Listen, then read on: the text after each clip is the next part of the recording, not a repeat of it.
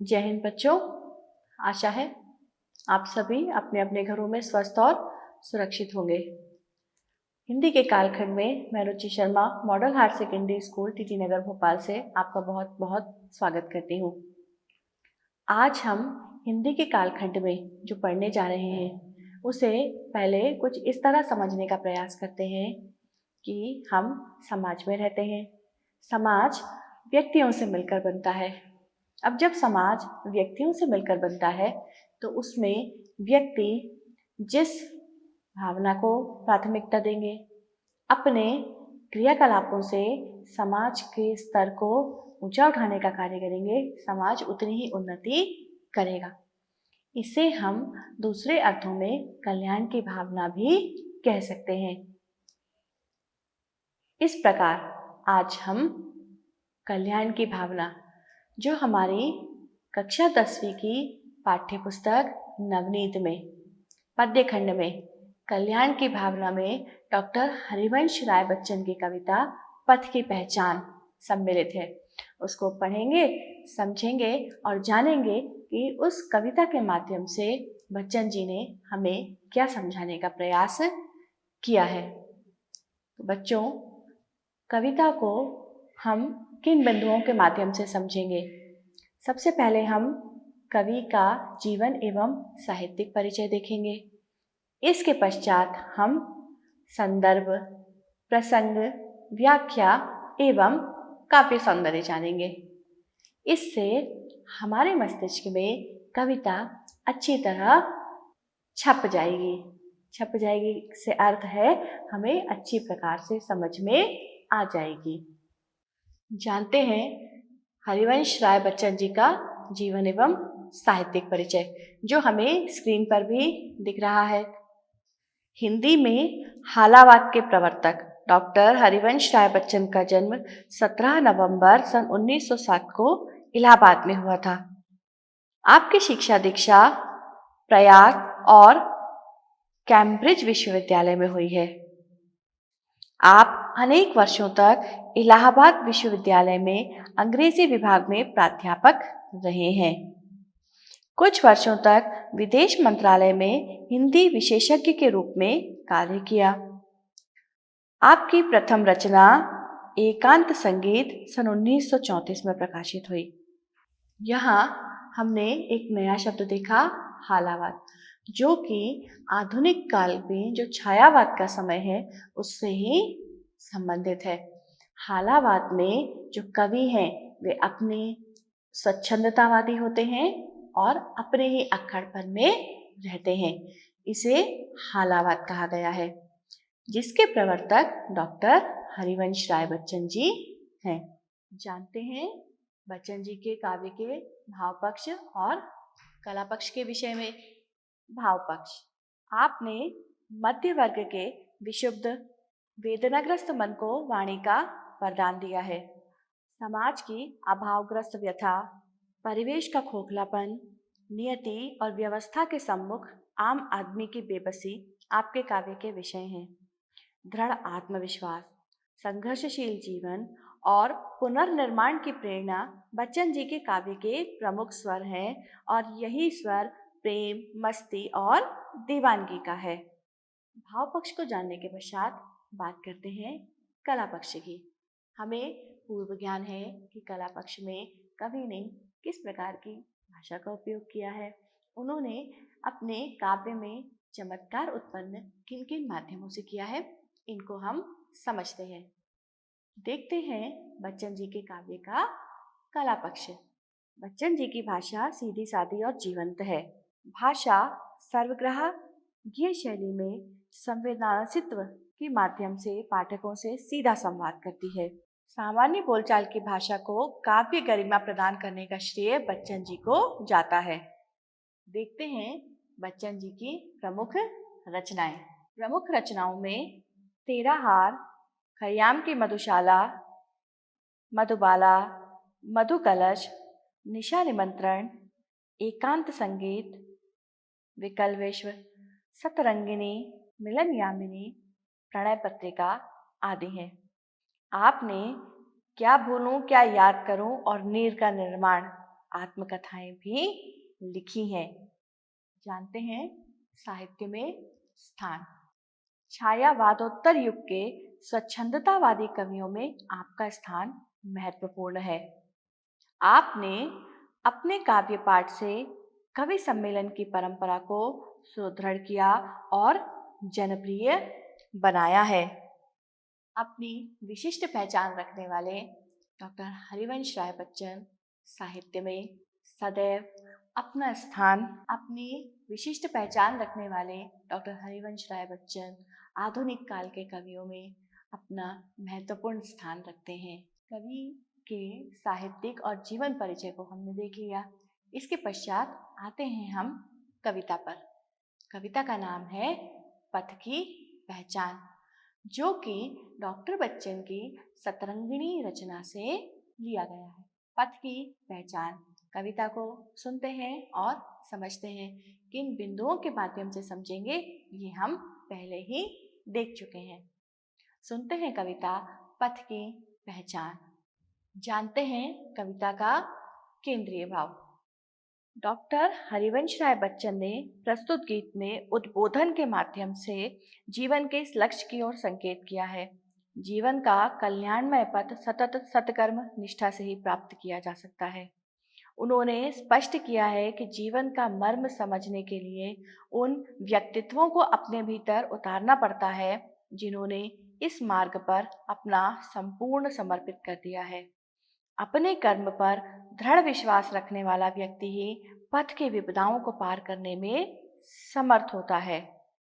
कवि ने जीवन में स्वप्नों का अत्यधिक महत्व बताया है, परंतु उन्होंने साथ में यह भी बताया है कि स्वप्न तभी साकार होते हैं जब वे यथार्थ में, धरातल में कर्म के द्वारा हमारे सामने आते हैं। केवल स्वप्न देखने से ही कोई भी व्यक्ति अपने जीवन में सफलता को प्राप्त नहीं कर सकता है। केंद्रीय भाव को समझने के पश्चात अब हम सुनते हैं कविता पथ की पहचान। पूर्व चलने के बटोही बाट की पहचान कर ले, पूर्व चलने के बटोही बाट की पहचान कर ले। पुस्तकों में है नहीं छापी गई इनकी कहानी, हाल इनका ज्ञात होता है न औरों की जबानी। अनगिनत राही गए इस राह से उनका पता क्या, पर गए कुछ लोग इस पर छोड़ पैरों की निशानी। पर गए कुछ लोग इस पर छोड़ पैरों की निशानी।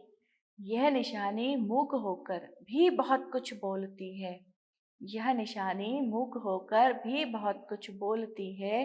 खोल इसका अर्थ पंथी पंथ का अनुमान कर ले, पूर्व चलने के बटोही बाट की पहचान कर ले, पूर्व चलने के बटोही बाट की पहचान कर ले।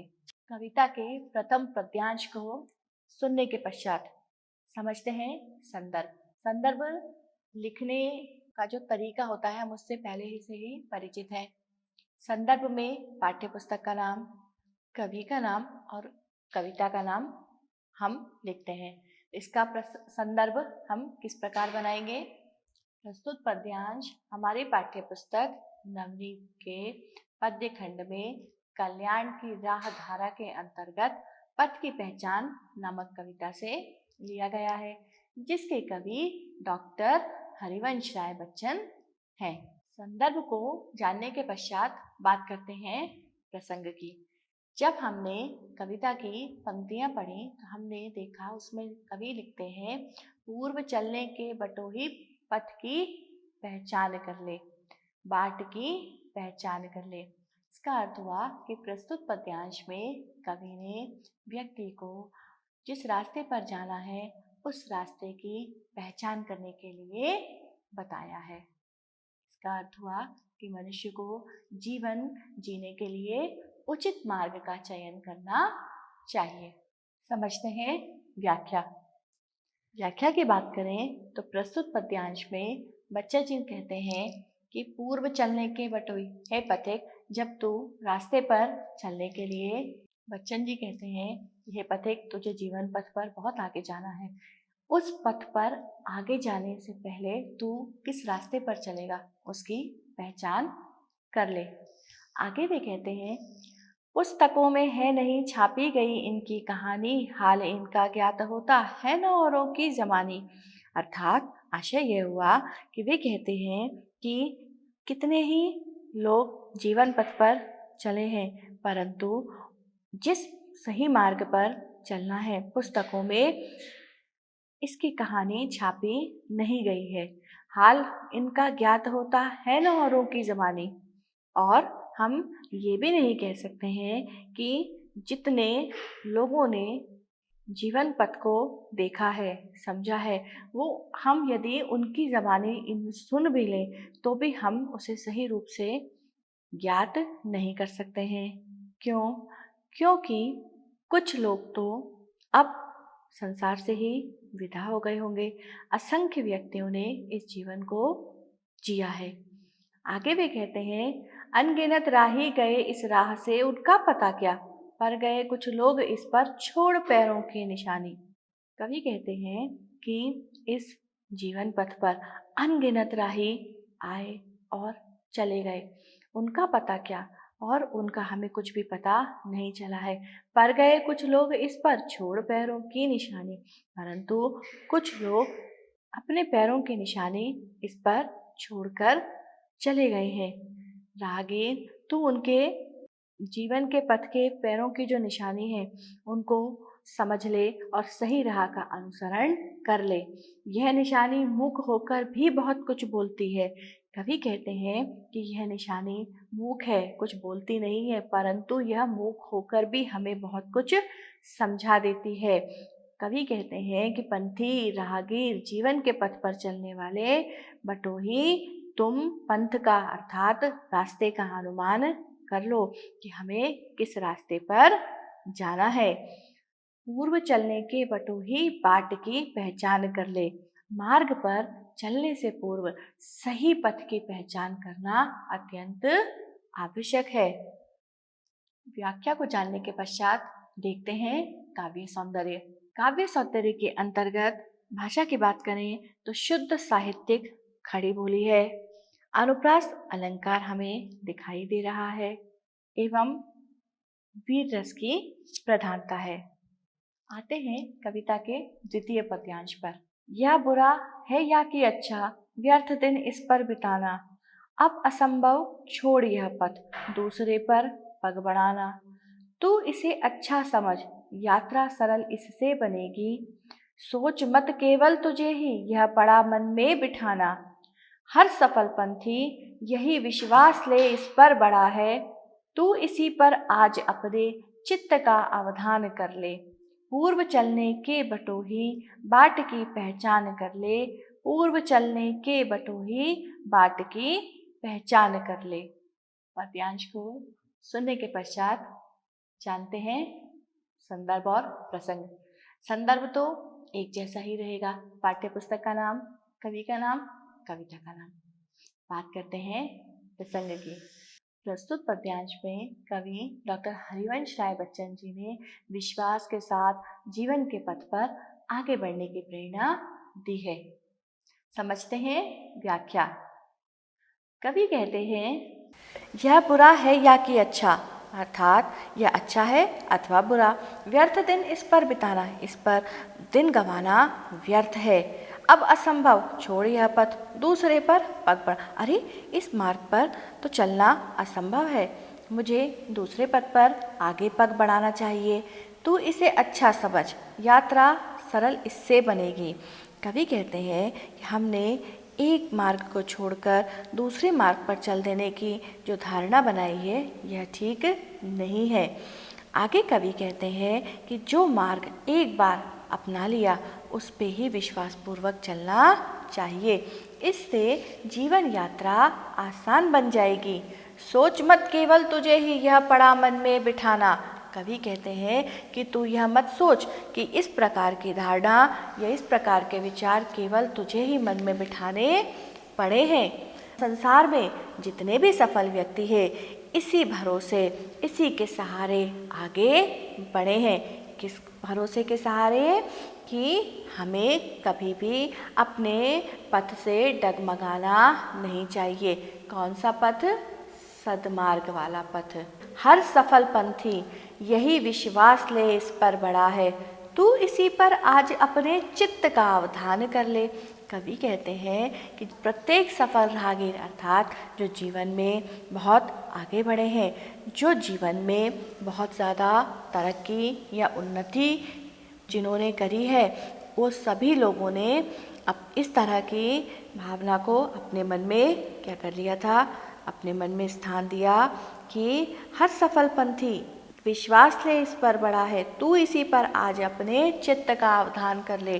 कवि कहते हैं कि तू आज इस पर ही अपना ध्यान लगा ले, तू निश्चय कर ले कि तुझे विश्वास के साथ जीवन के पथ पर आगे बढ़ते जाना है। पूर्व चलने के बटोही बाट की पहचान कर ले। कवि फिर बार बार कह रहे हैं कि जीवन के पथ पर चलने से पूर्व उस मार्ग की पूरी जानकारी एकत्र कर लो, उसकी पहचान कर लो कि अच्छा है या बुरा। जीवन के पथ पर दो तरह के रास्ते हैं, उनमें से कौन सा अच्छा है कौन सा बुरा है, इसकी हमें पहचान कर लेना चाहिए। कवि बार बार बटोही अर्थात राहगीर अर्थात संसार के प्रत्येक व्यक्ति को, क्योंकि जीवन के पथ पर तो सभी को चलना है, बार बार समझा रहे हैं कि किस रास्ते पर चलना है, इसका हमें चयन कर लेना चाहिए। व्याख्या के बाद बात आती है काव्य सौंदर्य की। हमने पहले भी देखा कि वीर रस है और भाषा खड़ी बोली है, इसके पश्चात पद मैत्री है। आते हैं कविता के तृतीय पद्यांश पर। है अनिश्चित किस जगह पर सरित गिरी गहवर मिलेंगे, है अनिश्चित किस जगह पर बागवन सुंदर मिलेंगे, किस जगह यात्रा खत्म हो जाएगी यह भी अनिश्चित है, अनिश्चित कब सुमन कब कंटकों के शर मिलेंगे, कौन सहसा छूट जाएंगे मिलेंगे कौन सहसा, आ पड़े कुछ भी रुकेगा तू ना ऐसी आन कर ले, आ पड़े कुछ भी रुकेगा तो ना ऐसी आन कर ले, पूर्व चलने के बटोही बाट की पहचान कर ले, पूर्व चलने के बटोही बाट की पहचान कर ले। पद्यांश को सुनने के पश्चात बात करते हैं संदर्भ और प्रसंग की। संदर्भ की तो अब बात करने की आवश्यकता ही नहीं है, हम उससे भली भांति परिचित हो चुके हैं, परंतु प्रसंग यहाँ पर कुछ नया है। प्रस्तुत पद्यांश में कवि ये कहते हैं कि जीवन के पथ में अचानक से कब क्या घटित हो जाएगा, इसका किसी को कुछ पता नहीं है। समझते हैं व्याख्या। कवि कहते हैं कि है अनिश्चित किस जगह पर सरित गिरी गहवर मिलेंगे, सरित नदी, गिरी पर्वत, गहवर गुफाएं। कवि कहते हैं कि जीवन रूपी पथ बड़ी अनिश्चितताओं से भरा हुआ है। किस स्थान पर नदी, पर्वत, गुफाएं जैसी दुर्गम कठिनाइयाँ मिल जाएंगी, और यह भी अनिश्चित है कि किस जगह पर सुंदर सुंदर बाग और वन, जहाँ सुंदर सुंदर तरह के सुमन पुष्प खिले हुए होंगे, वो मिलेंगे। कवि कहते हैं किस जगह यात्रा खत्म होगी, यह भी अनिश्चित है, और यह भी अनिश्चित है कि कब फूल मिलेंगे और कब कंटकों के शर अर्थात कांटों के तीर हमें चुभेंगे। कवि कहते हैं कौन सहसा छूट जाएंगे मिलेंगे कौन सहसा। जीवन के पथ पर चलते चलते अचानक से ही कौन हमसे छूट जाएगा, या अचानक से ही कौन हमसे मिल जाएगा। आ पड़े कुछ भी रुकेगा तू ना ऐसी आन कर ले। कवि कहते हैं कि हे पथिक, तू इस बात की प्रतिज्ञा कर ले कि तेरे साथ इनमें से किसी भी परिस्थिति का सामना क्यों ना हो जाए, तू जीवन के पथ पर चलता रहेगा, रुकेगा नहीं। ऐसी तू आन कर ले, ऐसी तू प्रतिज्ञा कर ले कि जीवन में कितनी ही विपरीत परिस्थितियाँ आ जाए, कितनी ही कठिन परिस्थितियाँ आ जाए, तू उन परिस्थितियों के सामने झुकेगा नहीं। तू सदैव उन परिस्थितियों का सामना करते हुए जीवन के पथ पर आगे ही आगे कदम बढ़ाएगा। संक्षिप्त रूप में यदि कहा जाए तो कवि पथिक को बता रहे हैं कि जीवन में सुख दुख और विपरीत परिस्थितियां भी आती रहती हैं, हमें उनसे डरना या घबराना नहीं है। देखते हैं काव्य सौंदर्य। भाषा सरल, सहज, प्रभावपूर्ण, खड़ी बोली है। यहाँ अनुप्रास अलंकार है, पद मैत्री है और सबसे प्रमुख बात कि यह जो कविता है ये गीत शैली में है। आते हैं कविता के चतुर्थ पद्यांश पर। कौन कहता है कि स्वप्नों को न आने दे हृदय में, देखते सब हैं इन्हें अपनी उम्र अपने समय में। और तू कर यत्न भी तो मिल नहीं सकती सफलता, ये उदय होते लिए कुछ ध्येय नयनों के निलय में। ये उदय होते लिए कुछ ध्येय नयनों के निलय में। किंतु जग के पंथ पर यदि स्वप्न दो तो सत्य 200। स्वप्न पर ही मुग्ध मत हो, सत्य का भी ज्ञान कर ले। पूर्व चलने के बटोही बाट की पहचान कर ले। पूर्व चलने के बटोही बाट की पहचान कर ले। पद्यांश जो भी हमने पढ़ा, इसके प्रसंग की बात की जाए, जीवन में सत्य की महिमा किस प्रकार हो सकती है इसे बताया गया है और सत्य की ही राह पर चलने की प्रेरणा दी गई है। समझते हैं व्याख्या। कवि कहते हैं, कौन कहता कि स्वप्नों को न आने दे हृदय में। कवि कहते हैं कि हे पथिक, तुझसे ये कौन कह रहा है कि तू स्वप्नों को अपने हृदय में स्थान मत दे। देखते सब हैं इन्हें अपनी उम्र अपने समय। अरे स्वप्न तो सब अपनी उम्र और अपने समय में देखते हैं, यह कोई नई बात नहीं है। परंतु यदि तू सपने देखता है तो यह प्रयत्न कर कि तेरे सभी स्वप्न साकार हो जाएं, और तू कर यत्न भी तो मिल नहीं सकती सफलता। यदि तुम केवल स्वप्न ही देखते रहोगे तो तुझे सफलता नहीं मिल पाएगी। ये उदय होते अर्थात ये थोड़ी देर के लिए ही आते हैं। लिए कुछ ध्येय नयनों के निलय में। निलय अर्थात आवास, घर। कवि कहते हैं कि ये स्वप्न नेत्रों के आवास में कुछ समय के लिए आते हैं और यह लक्ष्य जो है, यह जो हमारा ध्येय होता है, ये अत्यंत महत्वपूर्ण होता है। किंतु जग के पंथ पर यदि स्वप्न दो तो सत्य 200।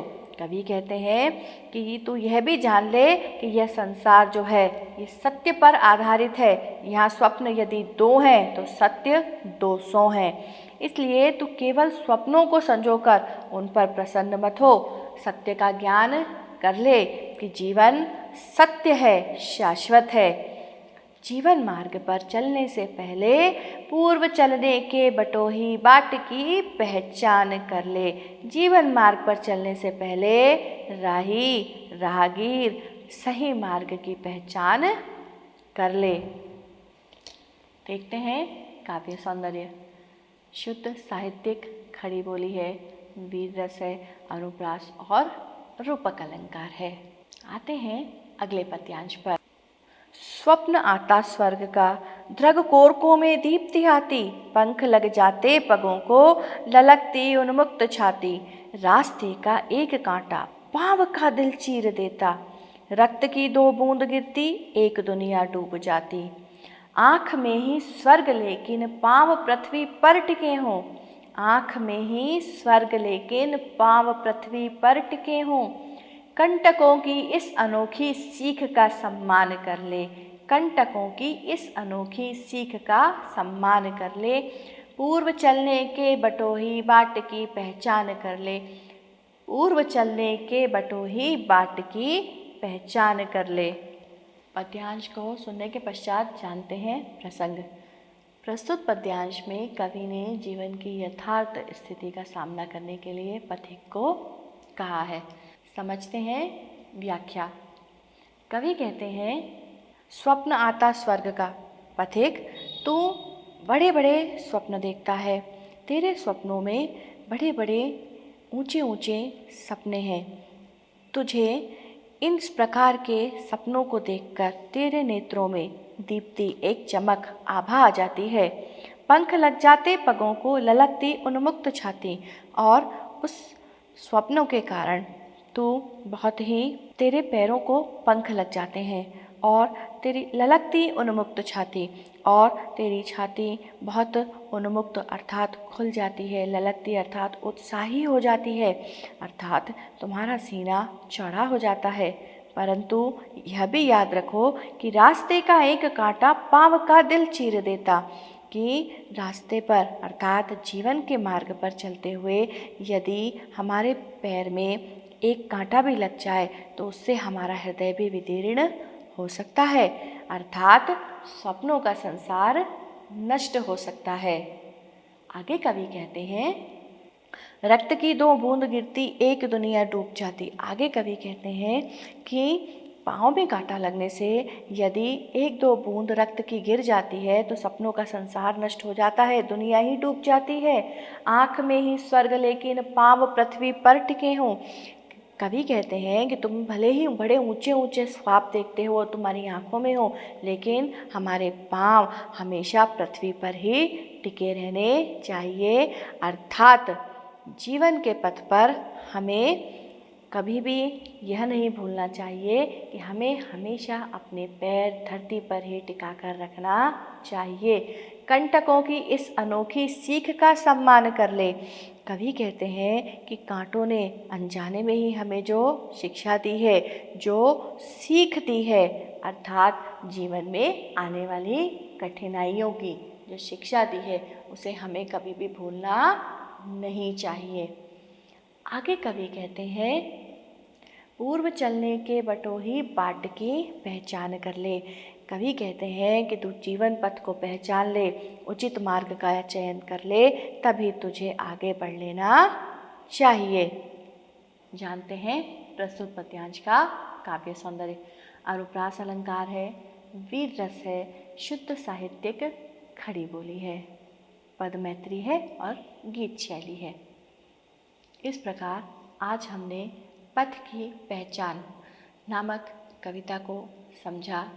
उस कविता को हमने संदर्भ, प्रसंग, व्याख्या, काव्य सौंदर्य के माध्यम से समझा, परंतु हमने उसे इस प्रकार से भी समझा कि हम अपने जीवन में जो पथ है उस पे किस मार्ग का चयन करेंगे, हमेशा इस बात का भी ध्यान रखेंगे। आशा है कविता आपको अच्छी प्रकार से समझ में आ गई है। हमेशा अपने जीवन के पथ को सद्मार्ग की ओर ले जाएं, उसी पर चलें। इसी विश्वास के साथ अगले कालखंड में किसी नए बिंदु के साथ फिर मिलेंगे। तब तक जय हिंद।